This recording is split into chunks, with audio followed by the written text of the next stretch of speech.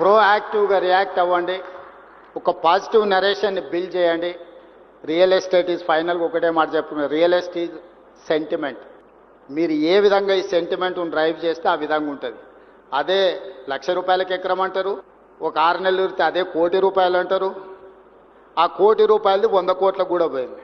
కోకాపేటలో నేను కూడా ఒకప్పుడు రియల్ ఎస్టేట్ వ్యాపారం చేసిన 8 లక్షల నుంచి 12 లక్షలకు కొనుక్కున్న భూములు ఉన్నాయి. కానీ అదే కోకాపేటలో ఈరోజు 100 కోట్లు, ఓ రోజు 14 కోట్లు అయింది, ఇప్పుడు 100 కోట్లు అయింది. భూమి అనేది ఒక సెంటిమెంట్, రియల్ ఎస్టేట్ అనేది ఒక సెంటిమెంట్. ఆ సెంటిమెంట్ను మీరు ఎంత పాజిటివ్గా ముందుకు తీసుకెళ్తే మీకు అంత ప్రయోజనం ఉంటుంది.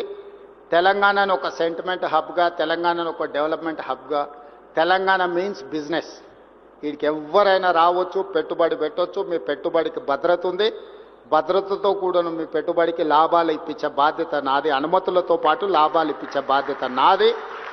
ఇంత మంచి కార్యక్రమాన్ని ఏర్పాటు చేసిన క్రెడై మిత్రులందరినీ కూడా అభినందిస్తూ రండి, మనందరం కలిసి మన తెలంగాణను అభివృద్ధి చేసుకుందాం. జై తెలంగాణ.